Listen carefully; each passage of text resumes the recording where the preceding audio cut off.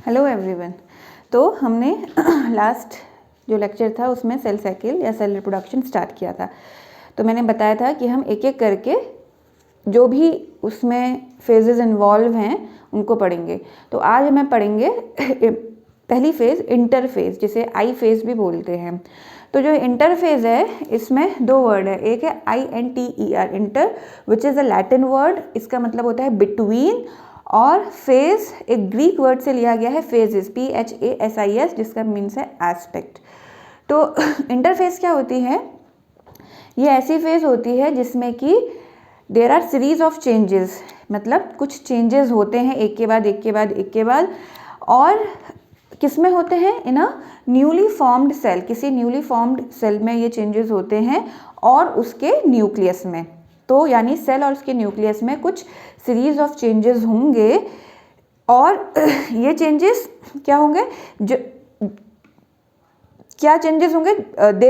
These changes will take place just before the cell becomes capable of division, यानी cell divide कर सके उससे पहले जो भी चेंजेस उस सेल में या उसके न्यूक्लियस में होंगे, उन चेंजेस को हमने एक फेज में डिवाइड किया है, दैट इज इंटरफेस।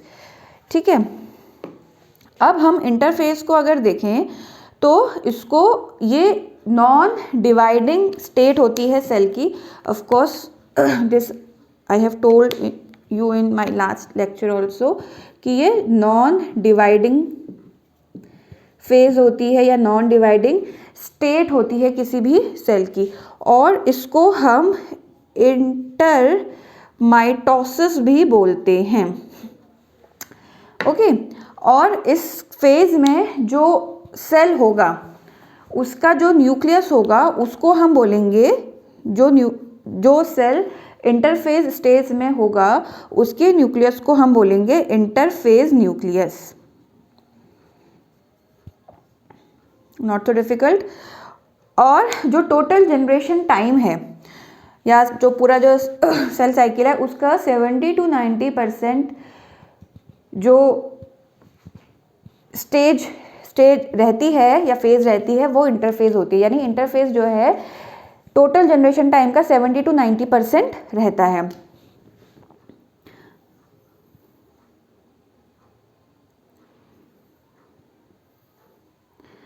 ये है एम फेज और ये पूरी है आपकी इंटरफेज, जिसको हम G1, S और G2 फेज में डिवाइड करते हैं। करेक्ट। और इसके बाद सेल या तो दोबारा से माइटोसिस के बाद सेल या तो दोबारा से इंटरफेज में एंटर करता है, या फिर वो डिफ्रेंशिएशन होने के लिए G0 फेज में चले जाता है, जिसको माइटोसिस में देखेंगे। ठीक है, तो आपको ध्यान रखना है कि इंटरफेज क्या है? 70 to 90% of total generation time. और जनरेशन टाइम क्या है? The period between two successive cell division. Correct. लगभग ये 10 से 20 घंटे की रहती है, डिपेंडिंग अपॉन दी सेल की, किस सेल में ये कौन सा सेल इन्वॉल्व है। इसको हम फर्दर 3 फेज में डिवाइड करते हैं, G1 phase, S phase and G2 phase. तो let's take these phases one by one. Okay, these सब फेजेस यू कैन से। तो G1 फेज लेते हैं। G1 फेज क्या होता है? This is the first, G is for you can say growth और gap. This is the first growth phase, also known as post mitotic gap phase. यानी जो mitotic phase होगी उसके बाद वाली पोस्ट माइटोटिक गैप फेज। यहाँ आप देख रहे हो कि या तो ये पहली ग्रोथ फेज है, सिंपल सी बात है, जब सेल पहली बार स्टार्ट करेगा, कोई सेल है वो स्टार्ट करेगा कि मैं आगे जाके सेल डिवीजन करूँ या जो भी मेरा अगर डिफ्रेंशिएशन होना है, तो वो जब स्टार्ट करेगा तो उसकी जो पहला फेज़ है, इसलिए इसका नाम है फर्स्ट ग्रोथ फेज़ या पोस्ट माइटोटिक गैप फेज़। क्यों बोल रहे हैं हम इसे? क्योंकि हम यहाँ देख रहे हैं अगर cell G1 S phase, G2 phase, M phase में गया माइटोटिक फेज़ के बाद, वो दोबारा से G1 फेज़ में भी जा सकता है या फिर G0 फेज़ में जाएगा। तो अगर वो G1 फेज़ में भी जा सकता है, इसीलिए क्योंकि M फेज़ के बाद है, इसीलिए इसे पोस्ट माइटोटिक गैप फेज़ भी बोल रहे हैं। ठीक है, माइटोटिक फेज़ के बाद सेल इसमें भी जा सकता है। तो इसमें क्या क्या होता है? सबसे पहला चीज़ तो है इसमें कि जो सेल है it will grow in size, अपने साइज में वो बड़ा होगा। दूसरा, देयर इज एक्टिव सिंथेसिस। अब देखिए इसमें से ना क्वेश्चंस छोटे छोटे क्या आते हैं कि कौन सी फेज में सेल का डीएनए रेप्लिकेट करता है या डबल होता है, या कौन से फेज में आरएनए और प्रोटीन बनते हैं। तो आरएनए और प्रोटीन G1 फेज में भी बनेंगे और आगे जाके हम देखेंगे कि G2 फेज में भी बनेंगे। तो तीसरी चीज़ क्या होता है, सेल अपने जो भी फिजियोलॉजिकल फंक्शन है उसको कैरी आउट करता है, उसमें होते हैं जो भी सेल में फिजियोलॉजिकल फंक्शंस हैं वो सब होते हैं। और क्या होता है, वो अपनी मशीनरी प्रिपेयर करता है, वो अपनी मशीनरी प्रिपेयर करता है जिससे कि वो नेक्स्ट जो स्टेज है यानी M फेज, ठीक है, M फेज या फिर जो उसकी बाद की स्टेजेस हैं ऑल्सो दी S फेज, वो मशीनरी उसमें काम आए। ठीक है, अब इसकी मशीनरी में क्या क्या होते हैं, there is large production of nucleotides. Nucleotides का लार्ज प्रोडक्शन होता है, क्योंकि एस फेज में हम देखेंगे कि क्या होता है, बेसिकली एस फेज के लिए अपनी मशीनरी प्रिपेयर करते हैं, क्योंकि एस फेज में जो है हम देखेंगे कि डीएनए का क्या होगा, डीएनए डबल करेगा अपने साइज में। ठीक है, और यानी डीएनए की सिंथेसिस होगी, तो उसके लिए और बाकी एम फेज के लिए भी वो जो भी आगे जितनी भी फेजेस हैं, ठीक है, नेक्स्ट स्टेज में जाने के लिए उनके लिए अपनी मशीनरी प्रिपेयर करेगा। इसके लिए न्यूक्लियोटाइड्स का सिंथेसिस होगा, अमीनो एसिड्स का सिंथेसिस होगा। अब ये अमीनो एसिड्स किसके लिए, स्पेशली जो हिस्टोन प्रोटीन है। हिस्टोन प्रोटीन क्या होती है, जो कि डीएनए से अटैच्ड प्रोटीन होती है। ठीक है, डीएनए से एसोसिएटेड प्रोटीन होती है, और क्योंकि डीएनए आगे जाके बनना है तो उसके लिए प्रोटीन्स हमें पहले से चाहिए, हिस्टोन प्रोटीन पहले से चाहिए। एस फेज में डीएनए बनेगा तो उसके लिए हिस्टोन प्रोटीन तैयार होती है इस फेज में। दूसरा क्या होगा, एनर्जी रिच कंपाउंड्स बनेंगे। ठीक है, जो कि आगे फर्दर जितनी भी रिएक्शंस होंगी उनके लिए ज़रूरी होते हैं। पांचवी चीज़ क्या होती है इस फेज में कि जो सेल ऑर्गेनेल्स हैं वो भी, उनका नंबर भी बढ़ता है। जो सेल में सेल ऑर्गेनेल्स होते हैं उनका नंबर भी बढ़ता है। ठीक है, और छठी चीज़, इम्पॉर्टेंट चीज़ क्या है, ये बनती नहीं है, इसलिए हमें ध्यान रखना है कि डीएनए का जो कंटेंट है, जितना डीएनए प्रेजेंट है उतना ही रहेगा, उसमें कोई भी चेंज नहीं आएगा। डीएनए के कंटेंट में कोई भी चेंज नहीं आएगा।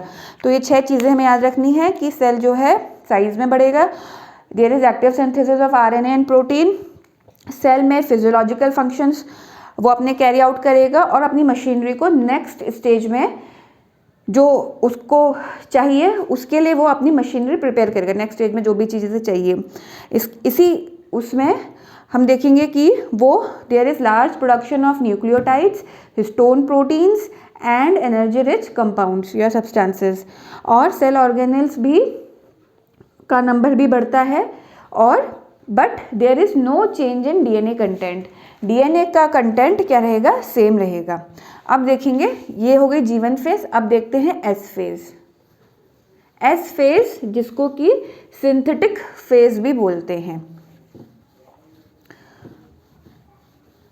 ये थोड़ी सी जो अभी हम देखेंगे कि G2 फेज में भी लगभग यही सब चीज़ें हो रही हैं, लेकिन एस फेज जो है थोड़ी सी डिफरेंट है।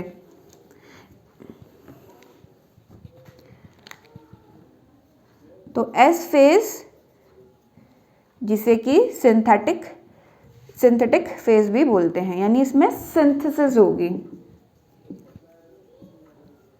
डीएनए की इनफैक्ट। तो इस फेज में क्या होता है, इस फेज को भी हम पॉइंट बाय पॉइंट लेते हैं कि जो डीएनए का जो मॉलिक्यूल्स हैं, हर क्रोमोसोम में जो डीएनए प्रेजेंट है, जो हर क्रोमोसोम में डीएनए प्रेजेंट है वो रेप्लिकेट करेगा, यानी रेप्लिकेशन ऑफ डीएनए होगा। और कैसे रेप्लिकेट करेगा, क्योंकि ऑलरेडी जो डीएनए टेम्पलेट यू कैन से डीएनए प्रेजेंट है, तो जो ये जो नया डीएनए बनेगा वो पुराने जो डीएनए है, एग्जिस्टिंग डीएनए है, उसके टेम्पलेट के ऊपर बनेगा, जो कि हम डीएनए रेप्लिकेशन में पढ़ चुके हैं कि कैसे डीएनए रेप्लिकेट करता है। तो पुराने टेम्पलेट के ऊपर नया डीएनए का स्ट्रैंड बनेंगे। तो इस तरीके से क्या हो जाएगा कि डीएनए कंटेंट डबल हो जाएगा, ठीक है, डबल हो जाएगा। अगर डीएनए कंटेंट डबल हो जाएगा तो इसका मतलब है जो जीन्स प्रेजेंट है वो भी क्या हो जाएंगे, डबल हो जाएंगे। तो डुप्लीकेट सेट ऑफ जीन्स हमको मिलेंगे, क्योंकि डीएनए जब अगर डबल होगा तो उसमें जो जीन्स हैं वो भी क्या हो जाएंगे, डबल हो जाएंगे। इसके साथ साथ क्या होगा, जो क्रोमेटिन फाइबर्स हैं, क्रोमेटिन फाइबर्स क्या होते हैं आपको पता है, क्रोमेटिन फाइबर्स क्या होते हैं, ये भी रेप्लिकेट करेंगे। क्रोमेटिन फाइबर्स क्या होते हैं, इलोंगेटेड क्रोमोसोम्स। क्रोमोसोम्स जब इलोंगेटेड फॉर्म में होते हैं, थ्रेड लाइक फॉर्म में होते हैं, तो उन्हें क्रोमेटिन फाइबर्स कहते हैं, ठीक है। तो क्रोमेटिन फाइबर्स भी रेप्लिकेट करेंगे। और अब क्या होगा कि हर एक क्रोमोसोम में 2 क्रोमेटिन थ्रेड्स होंगे,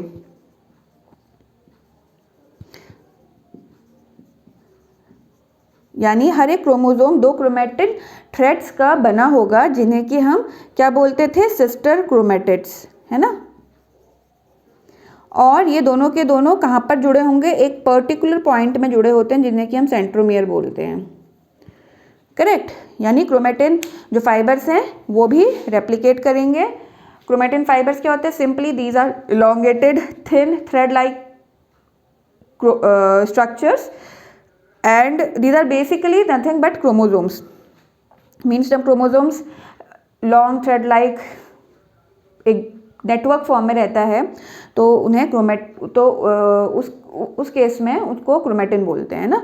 तो अब हर एक जब वो रेप्लिकेट करेंगे तो ऑफ कोर्स 2 क्रोमेटिन थ्रेड बन जाएंगे, और वो दोनों के दोनों एक पॉइंट में जुड़े होंगे, जिन्हें कि सेंट्रोमियर बोलते हैं। लेकिन हमें क्रोमोसोम हमें ये दिखेगा नहीं, लेकिन ये होगा। दिखते कहाँ जाके हैं, मेटाफेज में, जो हम पहले भी पढ़ चुके हैं, ठीक है। तो अब क्या होगा कि जो सेल है उसमें क्रोमोसोम नंबर तो डिप्लॉयड ही रहेगा। अब इस केस में क्या होगा कि जो सेल है it will retain the original diploid chromosome number, but क्या है कि डीएनए कंटेंट डबल हो गया और there is duplicate set of genes present. तो एस फेज में सिर्फ इतना ही होना है। और क्वेश्चन जनरली आता है कि जो डीएनए है वो सेल साइकिल की किस स्टेज में रेप्लिकेट करता है। ऑप्शंस होते हैं G1 phase, S phase, G2 phase, और G0 फेज, तो आपको ध्यान रखना है। अब क्या है कि ये जो S फेज है आपकी, इसको जो S फेज है इसको हम इनविजिबल फेज ऑफ माइटोसिस भी कह सकते हैं। S फेज को हम इनविजिबल फेज ऑफ माइटोसिस भी कह सकते हैं। क्यों? क्योंकि इसमें क्या है कि क्रोमोसोम्स अपने आप को प्रिपेयर कर रहे हैं ताकि जब वो माइटोसिस में जाएं, एम फेज में जाएं, तो उनका इक्विटेबल डिवीजन हो सके, इक्वली वो डिवाइड हो सके जब वो माइटोसिस की फेज में जाएंगे। अच्छा, अब एस फेज में एक चीज़ और होती है कि जो सेंट्रियोल होता है ना, जो सेंट्रियोल पेयर होता है, या जिसको हम सेंट्रोसोम भी कहते हैं, ये भी डिवाइड करेगा। तो जब सेंट्रियोल पेयर डिवाइड करेगा तो आपको क्या मिलेंगे, 2 सेंट्रियोल पेयर मिल जाएंगे,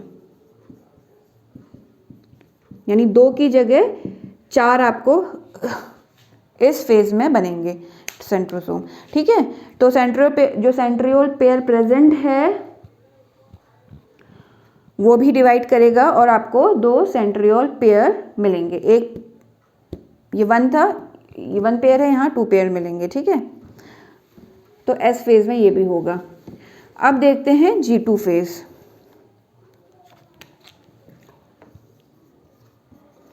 G2 फेज जिसको कि हम और क्या नाम से जानते हैं, सेकेंड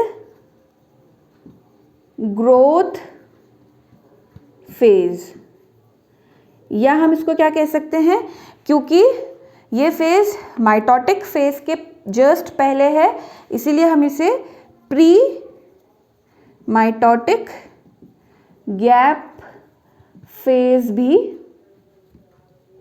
बोलते हैं। Okay, pre mitotic gap phase.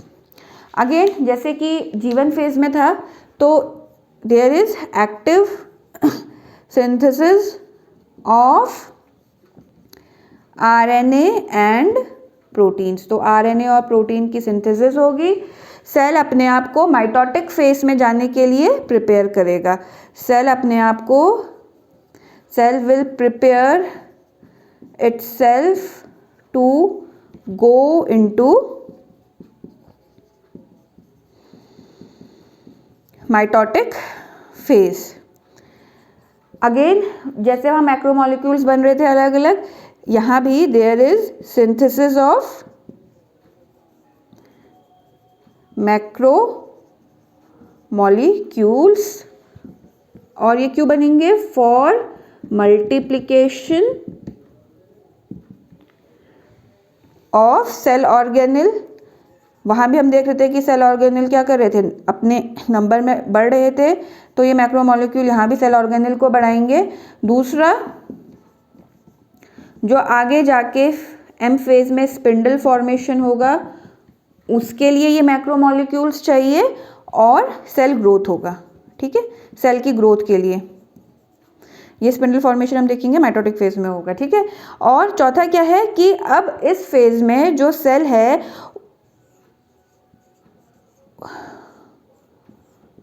उसमें डबल DNA कंटेंट प्रेजेंट होगा। ठीक है, जो सेल है उसमें डबल DNA कंटेंट प्रेजेंट होगा एज कंपेयर टू जो पहले था। यानी अब क्योंकि डबल DNA कंटेंट कैसे क्यों प्रेजेंट है, क्योंकि हमने देखा था एस फेज में क्या हो गया था, DNA ने अपने आप को डबल कर लिया था ना। तो G1 फेज में जहां 2N था, यहां G2 फेज में 4N हो जाएगा। ठीक है, तो ये थी सेकेंड ग्रोथ फेज। अब आगे वाले लेक्चर्स में हम देखेंगे माइटोटिक फेज। ओके, तो अगर आपको ये समझ आया होगा तो प्लीज़ इसे लाइक, शेयर एंड सब्सक्राइब करिएगा। Thank you.